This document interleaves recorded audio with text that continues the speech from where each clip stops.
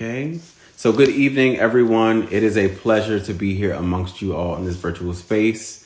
My name is Gregory Allen Dendy Jr., and I am excited to be the host for tonight's panel discussion. I am the Director of National Programs for the Collegiate Black Male Network. Our organization's mission is to increase the persistence and graduation rates of collegiate Black males through mentorship. We are on a mission to see every African American male in college earn a college degree. When I say we're about changing lives, this is exactly what I mean. This week, the Collegiate Black Male Network, we are celebrating our second Founders Week. This is a moment to celebrate the work of our two founders, Dr. Daryl Hilton Jr. and soon-to-be Dr. Jamie Inge. Tonight, we are hosting our annual State of the Educated Black Man panel. This discussion is an opportunity to discuss the lives of educated Black men. We discuss the relationship between the multitude of identities that they have or they may hold, including socially and professionally. In a few moments, we will begin our State of the Educated Black Man on the Frontlines edition. We will have a panel of guests who work directly with Black male initiatives on their campuses or BMIs, and we will hear about the role they play in students' lives and how they combat the statistics against collegiate Black male success. Feel free to share this video with your friends, colleagues, and student success department. We're about doing the real work that changes lives. So, I see you all. Okay. Wow. Hey, everybody. So as our panelists begin joining the live, I will introduce them. I would just like to make it known that I'm super excited for our panelists. I really like them, really enjoy them, just the great work that they do. They do great work, and I find it necessary that we acknowledge them publicly. So first up, we have Dr. Brown. Dr. Brandon Brown currently serves students and the campus community as the Associate Dean of Students and Director of Residence Life at Birmingham Southern College. Dr. Brown has served as a housing professional for nearly 6 years and steadily finds ways to create a more robust on-campus living experience. So we definitely celebrate that. Shout out to all my people in housing. Originally, he's from Memphis, Tennessee. Dr. Brown currently lives in Birmingham, Alabama. With his partner, Jessica, he earned a Bachelor of Arts in English from Middle Tennessee State University, MTSU. Get into it. And a Master of Education in Educational Leadership from the University of South Alabama. Dr. Brown completed his Doctor of Education degree in Leadership and Professional Practice from Trevecca Nazarene University in December of 2020. Shout out to all the people graduating during the pandemic. When not in residence halls, Dr. Brown also serves as an instructor in the graduate school at the University of Alabama at Birmingham, where he teaches courses on leadership and professional development. Dr. Brown enjoys eating good food, traveling with his friends and family, and spending time with his wife. So we're going to welcome Dr. Brown. Let me see, Dr. Brown.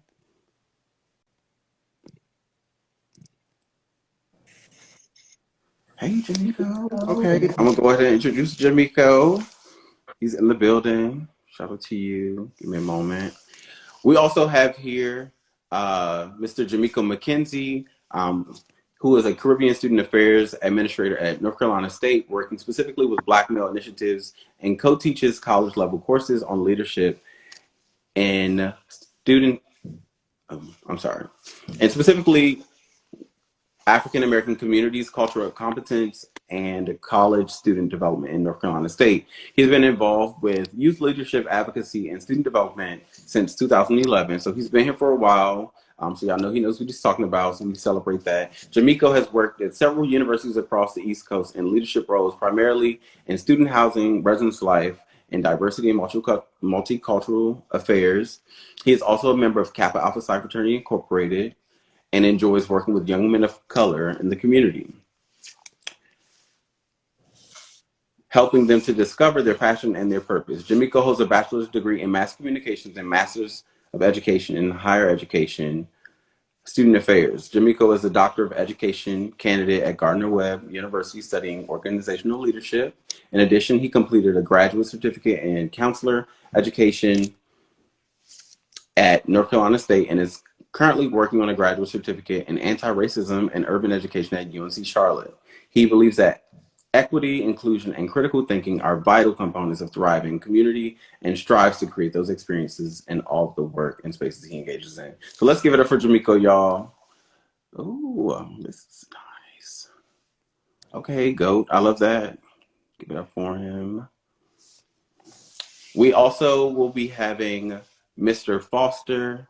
Um, Larry M. Foster II currently serves as the assistant to the Associate Director of Operations for the Office of Residence Life and Housing at Morgan State University. And as a coordinator for the Morgan Male Initiative on Leadership and Excellence, Mr. Foster serves on the advisory board for the Black Male Collective, the BMC, which was established in 2020 by 4 institutions of higher education as a networking outlet for all collegiate Black males. He has over 10 years of experience in mentorship and peer counseling. Additionally, he has 15 years of professional experience in the corporate management, ethics training, and social development arenas. Foster's end academic goal is to obtain his PhD in psychometrics with research focused on Black male student engagement, retention, and academic success strategies. So let's welcome Mr. Foster.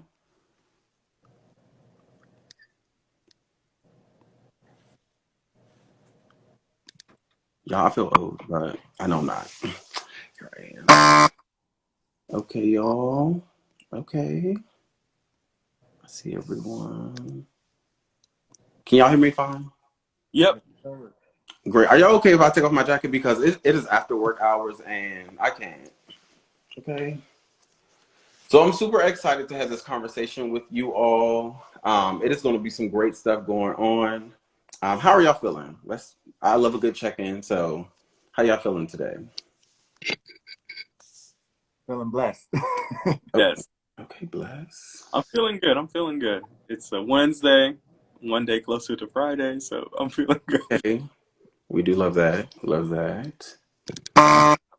Okay, I see Morgan Drip. Okay. You know. I see something. Waiting for Doc. So tonight we're going to be having a conversation, recognizing the roles that you all play, as I would call it, on the front lines. I think that sometimes when you're working in the space of higher education, people, we have a lot of titles and leadership positions that, they do great justice, right? And then there are those people who work directly with those initiatives and those programmings. And I think it is really necessary to have these conversations with you all because you work directly, with your BMIs on your respective campus. And being that the Collegiate Black Male Network is dedicated to the work of collegiate educational success for Black men, I think it is essential to be having the conversation with you specifically. So if you want to give a shout out to your specific BMI, let's give them that moment right now. All right. Y'all shy? Definitely. So I want to talk about NC State BMI.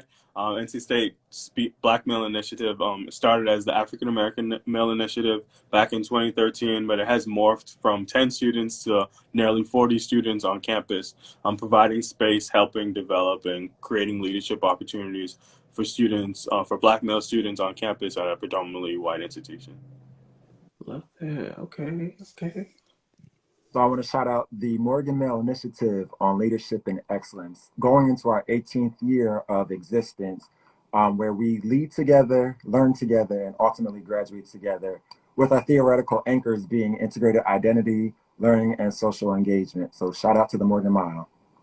Okay, nice. Give a shout out to the Morgan Mile and NC State out here doing grand work. I'm going to give just another moment before we get started.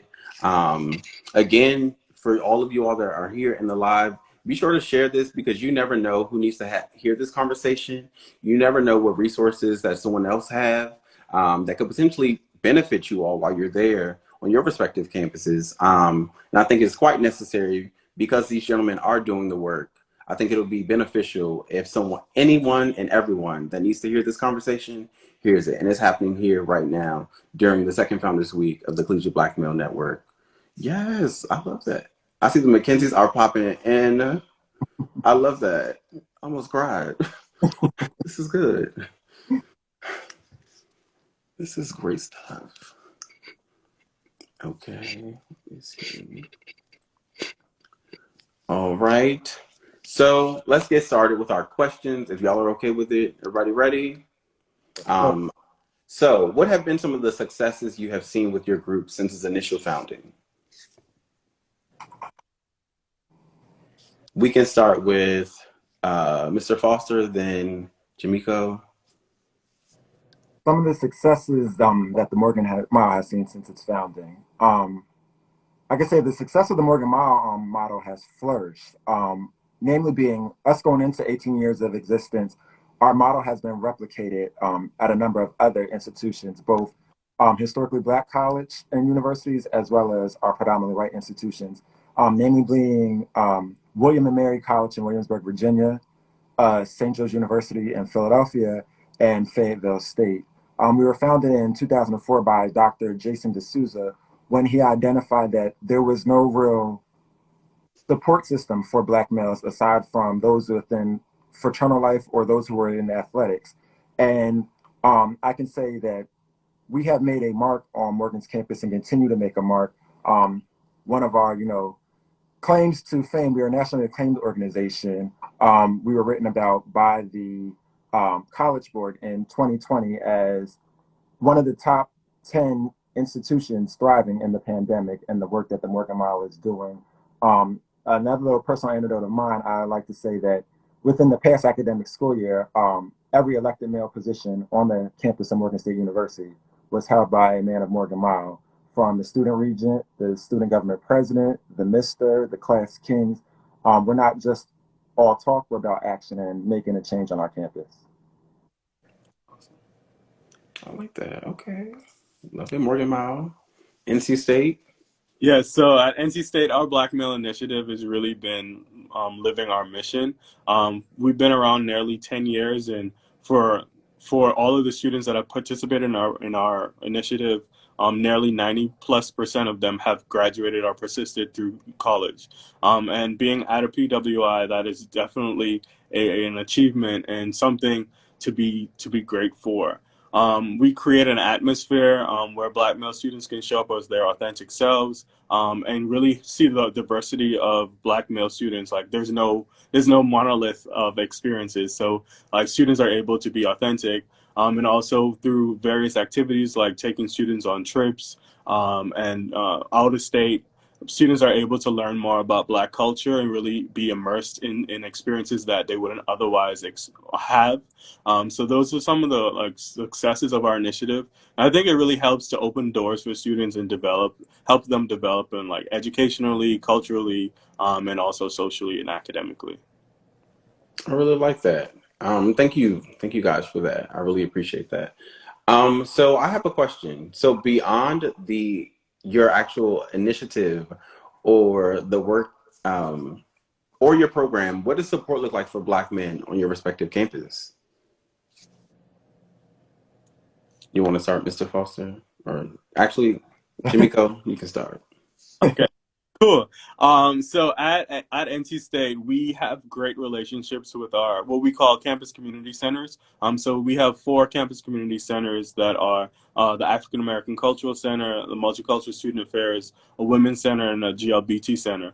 Folks in all of those spaces helps to create community for our students. So beyond the things that we do within our initiative, students are connected to all of those different campus centers. In addition to that, all of our departments or colleges under NC State have diversity coordinators that are connected to our program that also like have outreach to students that are in their specific schools, and we also work with those folks and graduate students as well to be what we call family leaders. So it's kind of an extension of our BMI program. So they are faculty and staff folks that mentor and support students in small groups. So beyond attending BMI programs or living in our village, students get to engage with faculty and staff and graduate students from across the university. So, based beyond our initiative and program, what does support for the Black male look like on our campus? I say that's a very complex question here at Morgan State. That's cool. Um, We have time. namely being the support of the Black male or lack thereof was the actual result of the establishment of our Black male initiative here at Morgan State campus. I could say a great deal has changed in the 18 years we've been in existence, um, for the better, and some, progress we still need to make. From, as Brother McKenzie said, from the University Counseling Center, unified program with other male organizations, whether it be fraternal, social, or service. We have tried to start gauging our actual population, which is at a HBCU, a very particular type of population, because coincidentally, a lot of the young males, they look like you.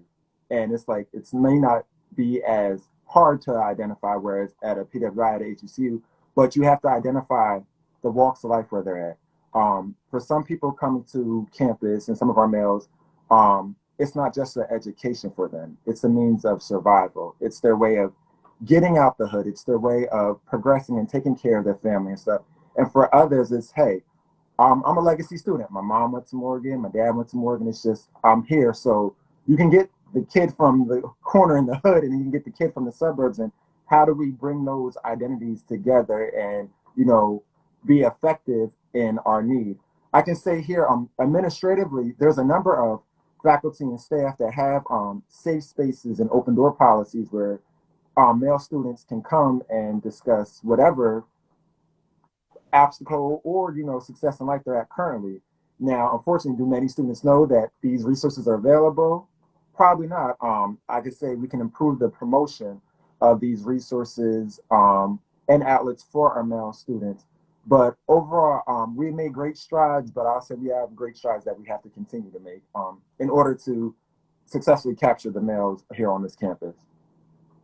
I love that. I really appreciate you guys offering up these answers. I think another question that comes into mind is this idea of identity. So you both have organizations or initiatives that kind of have a center around race. How do your organizations help to support those other identities that students may have while on your campus?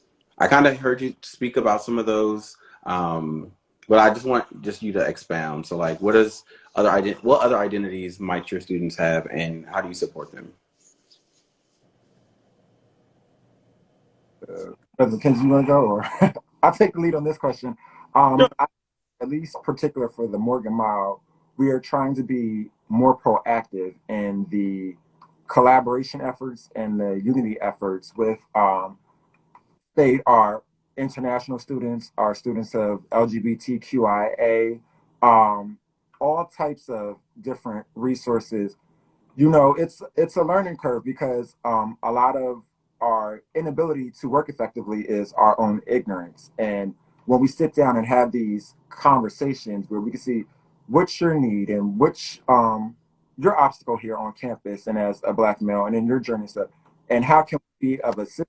How can you aid us in our Achilles heel in this? So I feel like we're taking the steps. Like I said, it begins with a conversation and just identifying where we're at. I know it's been harder probably now we're in this global pandemic in this virtual space, and I can't speak for all, but I think I speak for many when I say this virtual platform, we're tapped out of it. But if this is our only means of communication effectively and safely, we have to grasp it, and when we do these things, to be intentional and impactful with them.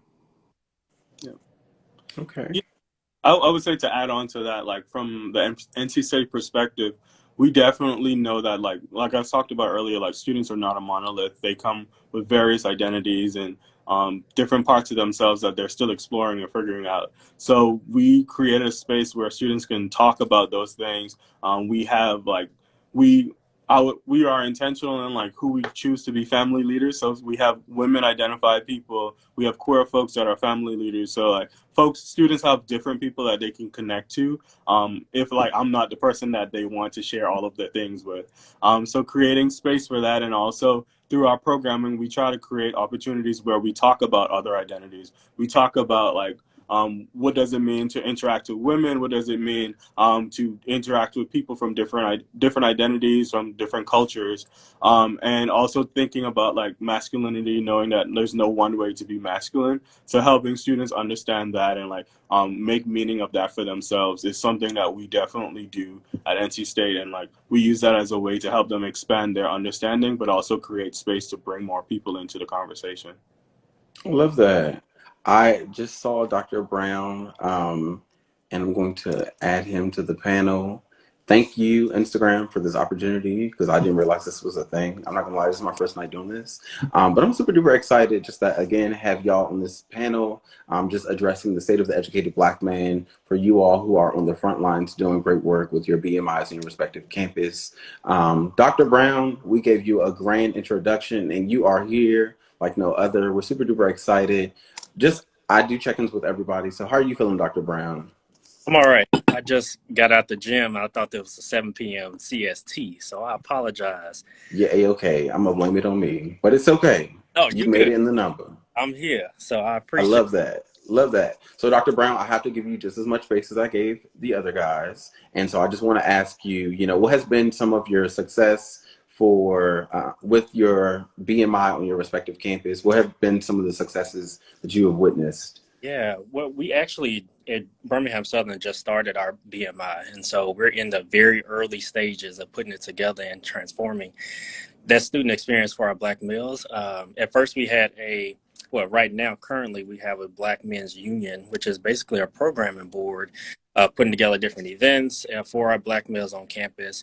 And that's simply what it's been. And so it's created that community, but I think it's also created that yearn for more. And so whether that is success or personal success or academic success or just really trying to understand what are the campus resources here on our campus has made us try to think about how can we create a new type of program to advance our experiences of our Black males. And so that's main reason why the opportunity came for us here at BSC for a grant, for a DEI grant from our NASPA Alabama, which is our state association of NASPA.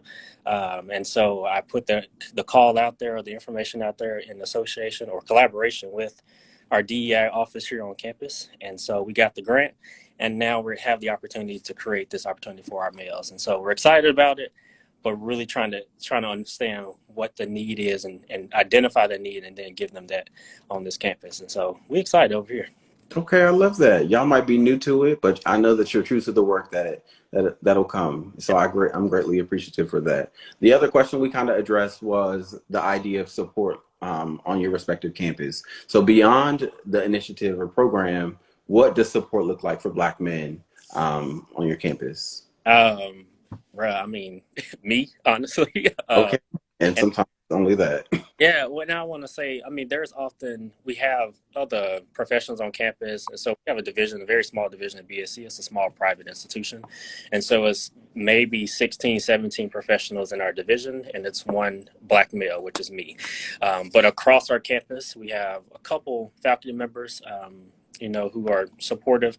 But overall, I think there is some other faculty members that are not of color. And so it is some of our white males, our white women who are in support to really advance the experience of our Black males. And so other than the community of peers that they have, there is very few, and our coaching staff, I would say a lot of our Black males on our campus are in athletics, like many campuses. And so there's that drive there. And so when they're in season, it's a lot of support for our Black males in that regard. But, it really kind of, you have to kind of find your people, find your community of where they can get to and understand where and who is that support. And so very few folks, but I think the few that we have can be powerful. It has been powerful since I've been here. Love that. So one thing that I kind of become very curious about is this idea of buy-in. So how does your respective, BMIs create a buy-in for your group? So like, how do you get that young Black man, who's a first year student to join or, become a member or see the benefits of being a part of such a community? We can start with Jameco. Actually, Mr. McKenzie, if I'm gonna do it, I gotta do it right. Mr. McKenzie, Mr. Foster, and then Dr. Brown. Yes. So when I think about buy-in, for us, it's knowing that our university has a very small Black community, less than 5% in total, out of a campus of nearly 35,000 folks. So knowing that there's a small Black community on campus, we encourage students to participate with our village, to join our village and live in our community, so that they can have that peer support and also that specialized, like, professional staff development that we do with our students. Doing that helps the students see like this is important, and there's people who genuinely care about them. We have for our accepted students, we have Zoom meetings where we set up and we talk about the village and the initiative, and we have returning students that are a part of a panel that helps us in that recruitment effort to bring students in. But when the students tell their story, like everyone wants to be a part of it because they know that there's like people who care about them, there's a community, and it helps them make a large university feel smaller. Definitely. Mr. Foster. Wow, I'm listening to Mr. McKenzie and like the buy-in. It's like, thought they had we had it tough, but you know, it's very interesting from an HBCU perspective, because when they get on campus, especially us after being in a virtual space with this pandemic and stuff, you have students who are out of the reins of their parents, and so the last thing they want to talk about is a Black male initiative and being impactful on campus. They want to come here and do everything that they're big and bad enough to do, and you know, for good, bad, and indifferent. But I know for us, some of our buy-in and engagement opportunities are anything from our interest meeting to our brother to brother session, where we lay everything out. It gets very, very transparent, you know. Anything from maybe like a tailgate, sort of like a kickback, you know, just filling the stories out. Additionally, every fall semester, we have a retreat where we go away to the sticks. And when I mean the sticks, we go to the woods, no Wi-Fi, anything. And it is 3 days of intense conversation, you know, leadership and professional development. There's like a ropes course where you have to find your inner strength, and as well as the strength of those individuals you may not know. And when they see the current members, that these are, hey, these are brothers I want to be like. These are people who are resident assistants. These people are in SGA. These are people in Royal Court. These are people who are actually the movers and shakers on their campus. And they're like, I want to be like that young brother. And, you know, we give them a very transparent conversation. To get here it's no easy feat. And so, you know, I think what we try to harp on is intention does not equate interpretation. So though I may want this for you, it may not necessarily translate to you the same way. So, you know, just being intentional, like I say, and impactful. I'll say that over and over again, being intentional on what we do. Yeah. I kind of feed off of both of those, honestly, because it is very few of us here at BSC. We rely heavily on the student experience and our student leaders basically that are doing a lot. They're involved in everything. They're sharing, you know, the impact that it has on them. And I rely heavily on that because it is so few professional staff and faculty members, right? And so it's very important for me and for us, at least our division, to use, you know, our students that are heavily involved in these areas, but also sharing their story and how it's impacted them. I don't think we has been successful in that, in getting the student buy-in. And so in creating this Black Male Initiative, that's been very important to us, is to get that and to truly understand what is the need. And so we can then identify, you know, the practices for that. And so it's been interesting for us so far, but we hope to continue to really tell the story and share the data. It's like, and I think a lot of our students here at BSC always asking questions of why, or what does this mean, or why do I need to do this? What am I getting out of it? But it's important to us, as I'm asking you to come and join, come to this informational meeting to join this program. I'm also sharing this data with you that, you know, 12% of our Black males leave every year. And so that's, you know, you times that by 4, that's almost 50% of our Black males that leave our college, when it's maybe 70 of you overall. And so every year, I mean, that's important for me, you know, to know, because, you know, that's the student population that I'm passionate about. But if you start to give it to them, how do I break that down and really what that looks like over 4 years? Your friend that was here last year is not here anymore. And so how does it impact your overall experience for your 4 years? I mean, even when students come in this office, in my office as, you know, director and associate dean, yeah, they come here for one thing, but now I'm unpacking, why are you here? Or why did you come to BSC? What do you like about it? Often it starts with athletics, but then you start to dig a little bit deep and truly tell me what's going on, or why are you here at this institution, and then finding those ways. And so as we find those connection points, then I'm thinking about, okay, here goes a campus resource, or here goes this person you need to talk to, or here goes this other student that you need to talk to.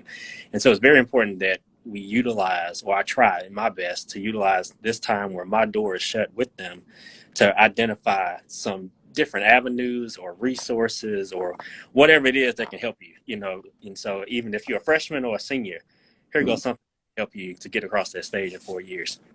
So a lot of the buy-in comes from a lot of intentional, like you said, intentional conversations, but one-on-one conversations with myself and either some of our colleagues, but also just between them and what we're hearing, outside in this hallway or down in the student center.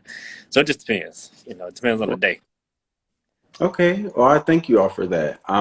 You guys also bring up another question that I'm very interested in. So we talked about the buy-in from the perspective of the student. So what does the buy-in look like for your respective BMIs from your institution? How do you keep your institutions, believing that it is worth having your BMIs, that it is necessary to keep them alive and continuing to resource them? So what does that look like for y'all? And we can start with Mr. Foster, Mr. McKenzie, Dr. Brown. Gotcha. I would say the buy-in for at least the Morgan Mile here at Morgan State is actually very well supported. The Morgan Mile actually was adopted by the Office of Residence Life and Housing in 2008. So we're a fully funded initiative behind the whole department. So, I tell the boys now, anything you need or want, it's accessible for you, but you have to put in the work and, do the work. Additionally, when there's any that is of substance or needs student support, the first point of contact is one of our advisors for the Morgan Mile. They will ask the Morgan Mile for whether it's a dignitary or a delegate or a noted alum that is coming to campus. Additionally, like for coordination at a HBCU, coordination is a big thing. They're going to ask the Morgan Mile to assist and facilitate primarily before they ask any other male organization. And I tell our students all the time, we're the premier male organization on campus. I'm like, we're a stepping stone for all these other things you want to do in life, whether it be, Greek affiliation, SGA or something. We look at them, they look at a Morgan Mile man different than they look at a regular Morgan man. And that's because of the impact, and they know that the protocol and what we require of you. And so I would say that within our university, we have a lot of support and buy-in from the administrators. Thank you. I would say that over the years, we've definitely had support from our university, specifically our university housing department. So we are an organization or of an initiative under university housing. University housing has about 15 living learning villages that they fund through funding for programming, funding for trips, funding for paying for a class that our students all participate in. There's lots of funding that goes to supporting the BMI village, and even outside of that, like the university is well aware of our village, and there are many opportunities that come by our way. So there's lots of buy-in because I think a lot of people at our university care about the work that we're doing. They care about like in what ways can we create opportunities for students to persist. And we know that like being a part of a living learning community is a way that students find community together and are able to depend on each other and have that peer accountability, and helps them find this as a place of belonging. So we have good support, and even if there's things that we don't have currently, like we're able to work with other offices or work with different folks to make it happen. Bro, I envy y'all. I do. I mean, there is, again, we don't have a lot of resources, and I would say financial resources, but we got some good people here at BSC who I would say want to care and do care, but they don't know how to show that. And so, or how to give that. And so I envy y'all because it seems like it's rooted in support, it's rooted in good practice, and faith in y'all black males. And not to say we won't have that here, we just ain't got it yet, or at least we ain't tapped into it. So because we're in those very early stages of our program, I am anticipating what that's like, and hopefully that is what we'll receive on the end. But right now, on the forefront, I mean, our vice president is, supportive of it, and wants it to go very well for our black students. We have had, once we sent out this information for our informationals, our faculty has reached out and said, this is good. I got some students who should be good for this program. So I think there's some bits and pieces or some allies out there, I'll say, across our campus. But again, I just don't know. But I envy y'all, and I hope the same. And that in a year from now, I can say, yeah, we doing that. We have the same support across our campus for our students. And so, listen, I'm gonna reach out to y'all and let y'all know, hey, whatever y'all do, I need. I love that, Dr. Brown. So one thing I'm going to say is there is some power in that word "yet," and please know that your moment is going to come, and you're going to be just as large or have as great of an impact as these gentlemen do. And I believe that even with who you are today, and in your early years, you still play a great role. So we appreciate that.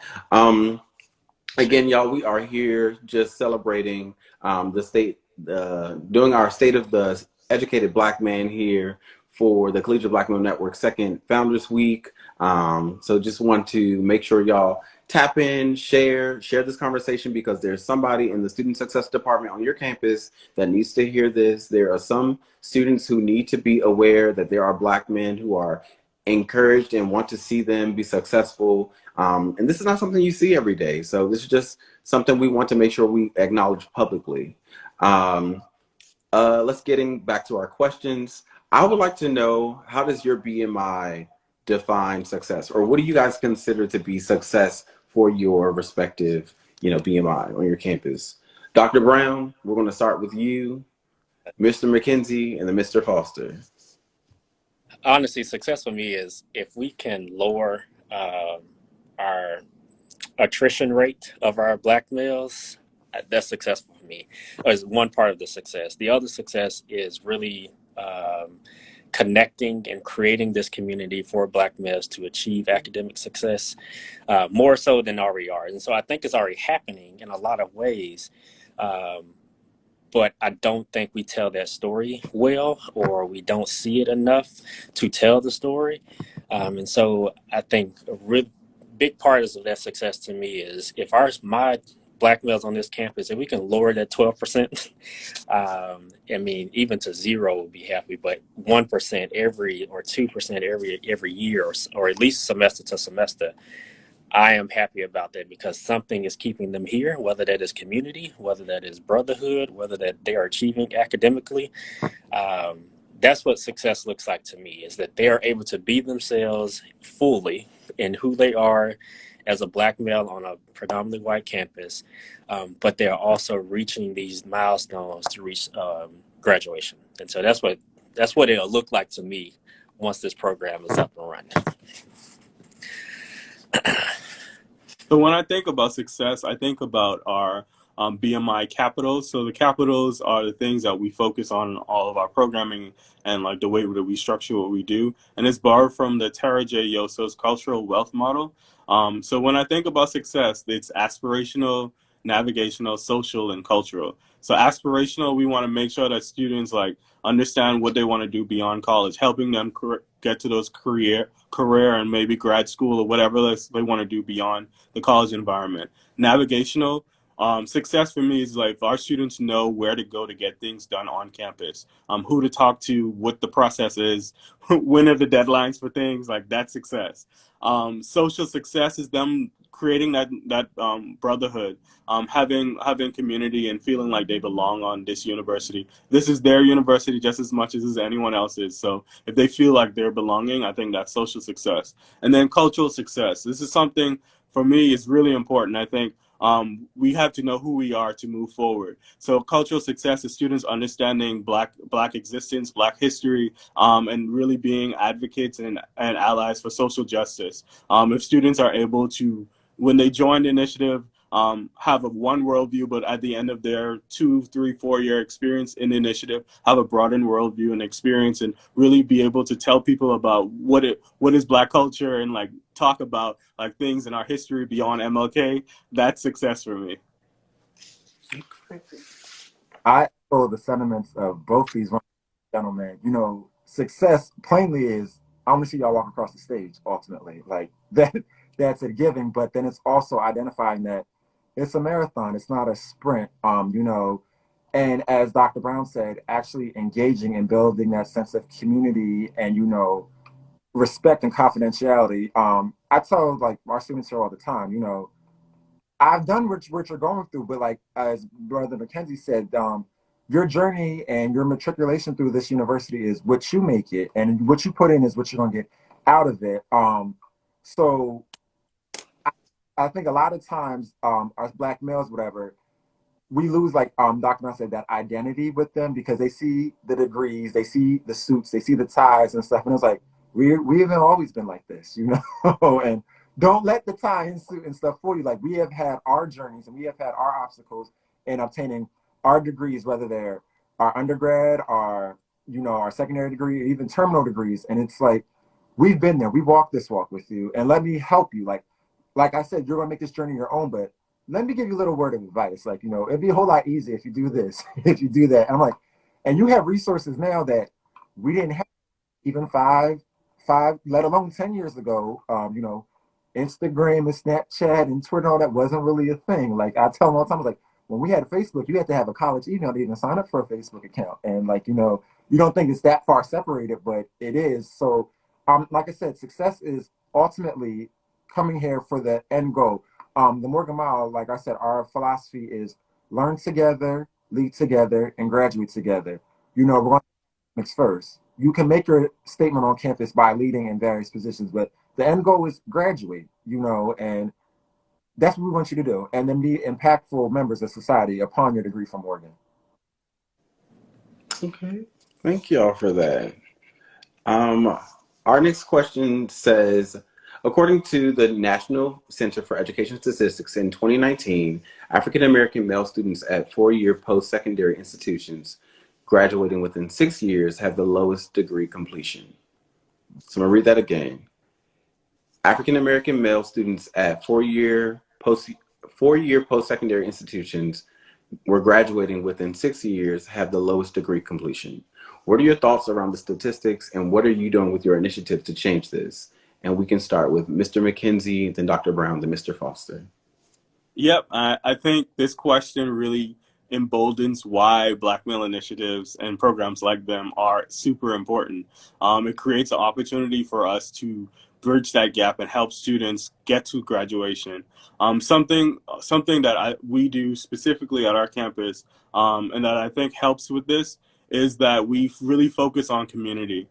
I think that if students are in community with each other, if they belong, then in addition to having that professional staff accountability, like checking in, there's also going to be that peer accountability. If they develop that peer accountability, they'll be able to challenge each other, and really help each other succeed. So I think helping them create those community connections with each other, is one way to help bring up that 4-year/6-year degree completion, because students are going to know each other and they're going to want to succeed. And if they see their brother not doing well, they're gonna hold them accountable. Like students can say things in different ways than I can say things to each other, and I think that way it would hit better. So like they would be more willing to like figure out ways that, hey, do I need to study? Do we need to form study groups? Hey, I know this like upperclassman that's really good at this topic. Like they can help you with this, and or like, hey, I met this professor. Like maybe we should go to their office hours together.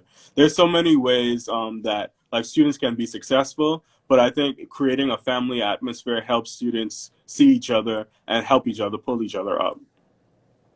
Love that. Bro, that's real. Honestly. To answer your question though, Gregory, is very sad, honestly. I mean, still in 2022, our Black male population is graduating at the lowest rate. And so this has been going on, I mean, far in the 1900s, 1956.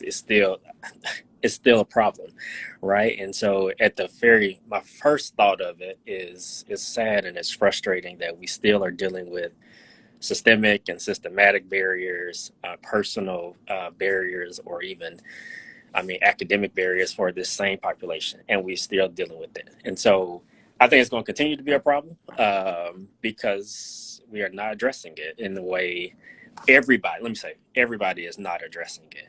And I think it really, like, going old school, it really takes a village to make sure that we're all successful, right? And in the very least, this population of students.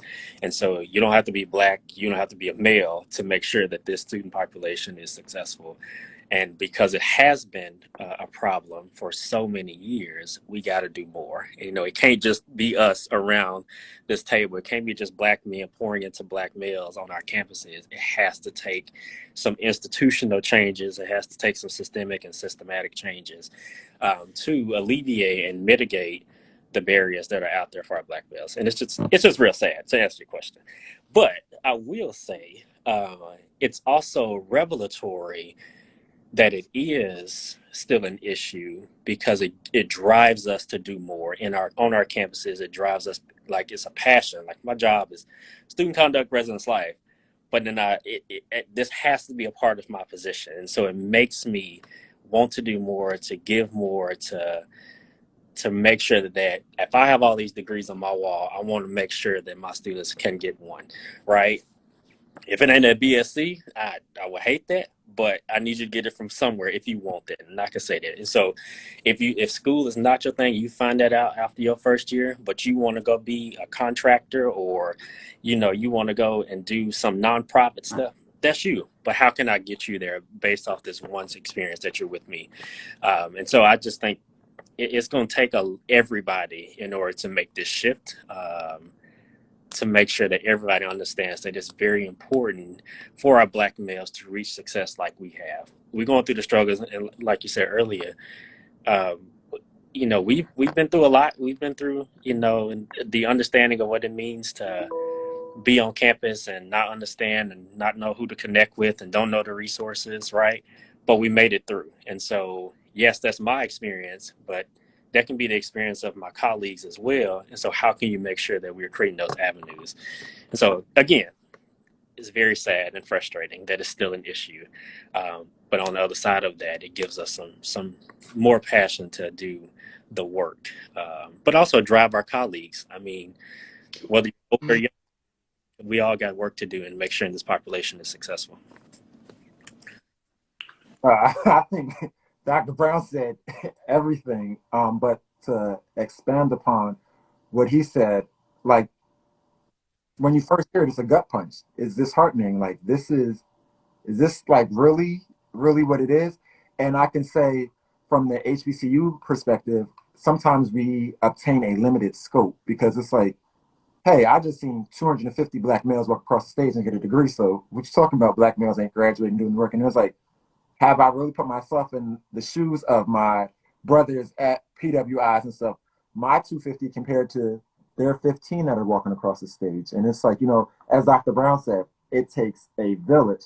But then, what I like to be is solution focused. So it's like, are we really like identifying and accessing and then ultimately rectifying the issue that is causing like this low graduation and low retention rate? And like, what obstacles are in place? I know for even all of us, and especially our BMIs, it might be a lack of funding, a lack of resources. I can't say we're coming out, but we're in a pandemic. The cost of living, like inflation and stuff. Like kids are what are our students doing? Like some I can't give all my all in all to my academics because I have to make sure over my head and food on my table, and we don't realize that they're working 2 and 3 jobs and stuff while taking a 12 to 15 credit semester. And are we having these intentional conversations? I can say in some of the work with our initiative here at Morgan State, within the Department of Residence Life, all male staff in the Department of Residence Life are automatically assigned to be part of the Morgan Bio, the Black Male Initiative we have here. And like you said, Brother McKenzie, we have these live and learn communities. So it's like we have very organic conversations. It also ultimately adapts this role of like big cousin, like uncle, nephew, type feel. And it's like, you come to me about anything. But like I said, ultimately, we want to see you walk across that stage. So help me help you. And it's also, I guess it starts with that conversation. And then, like Dr. Brown says, when we identify this need and stuff, how do we go to our partners? How do we go to the administrators? How do we go to the, gatekeepers of the university to ensure that, hey, this is an issue. Black males are not graduating, and they're not graduating in a timely manner, or they're not returning back to campus and stuff. How this is the issue. How do we rectify it? How do we go about it? And like we say, it's not something that's going to happen overnight, but it's a constant knocking and pounding on the door of like, hey, you need to wake up because this is your next, engineer. This is your next cancer research, technician. This is your next surgeon, like, your next lawyer, next Supreme Court justice. It's like we have to be actively and passionately engaged. As Dr. Brown said, hey, I get paid for this position, but I know my scope expands so much more than that. I feel like I'm an academic advisor, a financial aid counselor. I've been in the office of, hey, we're gonna register for your classes. What you doing? Like, you need to. What kind of elective are you doing? Like, you got too much heavy. So it's like balancing stuff out, even to like something on an organic level, like, hey, Mr. Foster, I don't even know how to tie a tie. Where do I get a dress shirt from? Like, how do I get dress pants? Like, you don't wear this, like, you don't want to wear brown shoes or a black suit, like simple stuff like that. It's like us being actually engaged and involved daily with these students. And it's like, hey, just even like a check-in with them, like, what's going on?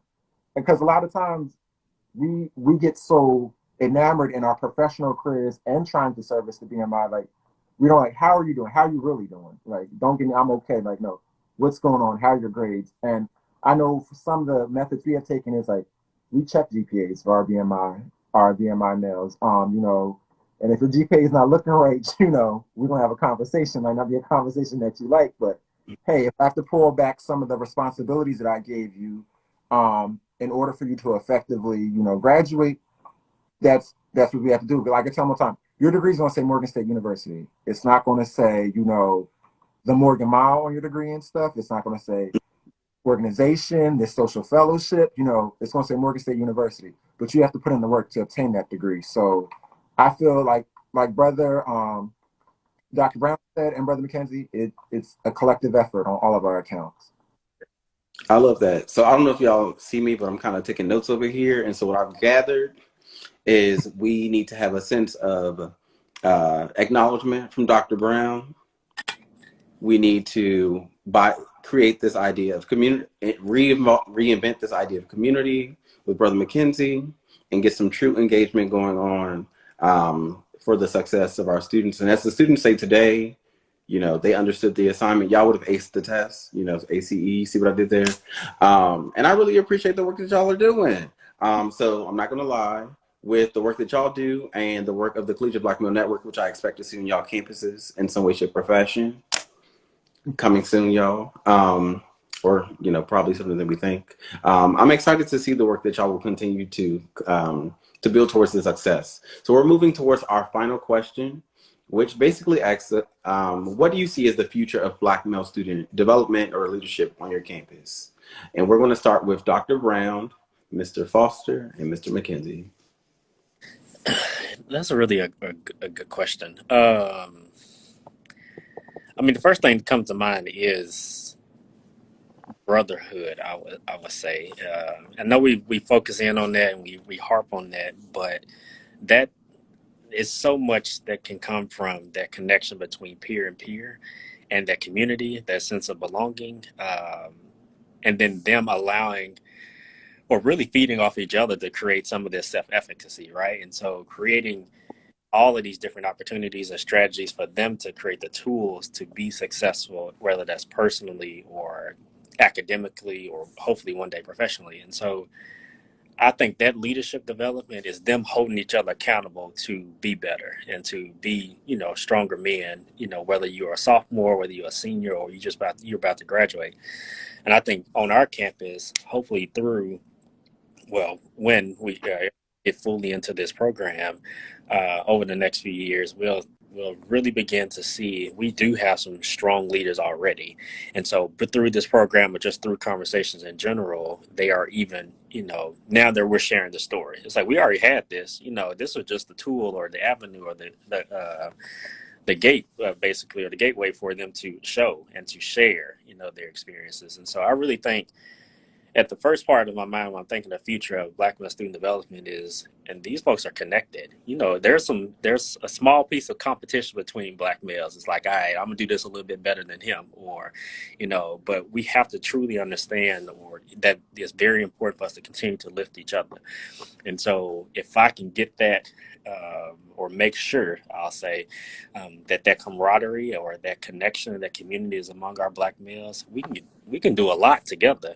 But if we continue with this mindset where we got to be competitive, or I got to one up you on this, then we can't. And so that's the leadership piece or the development piece that I can think of fully right now that comes to mind. I think, Dr. Brown, like you said, you just captured it all. I believe like the future of the Black male and student development and leadership on Morgan's campus, it's limitless. Like there's no block or capsule that we can put on it. But as Dr. Brown said, it starts with A&R, accountability and responsibility. It is that actual integrated brotherhood that we're intentional and like, I think this lyric was like, I'm a movement by myself, but we're a force when we're together. Like I feel like that's what it has to be. And like I'm appreciative of like the opportunity like now to as with coordinators to speak on the BMI, but who's not to say the next one is the actual students doing this. They're, we're going forward with this. Like they're not relying on us, they're building on what we already have given them and running with it. So I see, like I said, there's no limits on what the Black male can do on their campus and stuff. And I'm saying that for both a HBCU and a PWI. I wanted to get to a point where it's like students come to, anticipated students or interested students come to campus.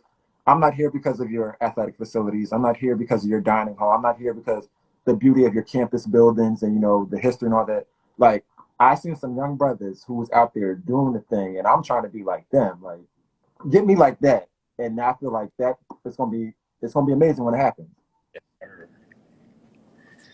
That's good. Yeah, that was really good. I don't even know. I had one thing when I'm like, I don't even know if I want to say that no more. But I think when I think about the future of the black male student development or leadership at NC State, I'm thinking a space where students have we already have a good level of commitment and support from other departments, but I think I want our BMI to have like cross university support. I want people to always think about what are we doing next? How do we support these students? When I think about the future of BMI, I want us to say that we don't have any more space and we need to expand our village. We have a floor of students. I want that to expand to a building of students. That's what I think the future will look like. Because if we are getting to that level, then that means we are connecting with our students and we're really making even bigger impact on them, and that shapes the culture of the school beyond what we do in our initiatives. I think also the future of BMI would be connecting with our alumni. We've had alumni graduate from NC State that work for multi-million-dollar organizations. I want them to come back and be able to pour into our students, and also alumni from NC State in general. We are Black Alumni Society and other alumni groups at NC State, being a part of reaching back and connecting with our students and helping them see that all of this is for a purpose and they can reach the goals that they want to reach. So that's what I see as the future, because I think that really shows we are doing what we say we're doing, and we're not just talking about it, but we're being about it. Okay, so we are winding down to a close, but before we close, I just want to make sure that we are all, in community with one another. So if you can, just let us know how we can best support. Just stay engaged with your BMI. So what are the hashtags we should follow, or your social media platforms? If y'all can just drop that in the chat, that would be really appreciated. And I want to thank you all for joining the Collegiate Black Male Network's annual State of the Educated Black Man's panel. This year we were addressing what it means to be on the front lines. And here you have three amazing gentlemen who do great work on the front lines. I'm excited to see where you go. I will forever be indebted to you just because I truly believe in Black male success, and as well as the Collegiate Black Male Network as well. As we're celebrating our second Founders Week, please be sure to engage with us and stay connected throughout the entire week. We're on a mission to see African American males in college earn a college degree. And this is quite necessary, essential, and it is possible. I want to thank you all for joining us. Any final words from y'all? Listen, I just say keep doing the work. Honestly, it's a lot of work to do, and it can be exhausting, but it's necessary, and our students need us. Yeah. I Don't quit. Take a break. Take a sit down, but get back up and persist. Yeah. Keep in mind, like I said, it's a marathon, not a sprint. And I want to thank you, Mr. Dendy, and the Collegiate Black Male Network for the work that you're doing and having spaces where Black males can come together and talk openly and transparently about this. So thankful for you. Thank you. That actually made me smile. I again really appreciate y'all. Y'all know I'm gonna stay connected because if we ever get out of the pandemic, I'm coming by your campuses to say, hey, how can I be a part of your BMI? Or do you have to be enrolled? Is that a thing? Listen, Because I'm willing. We'll make it All work. right.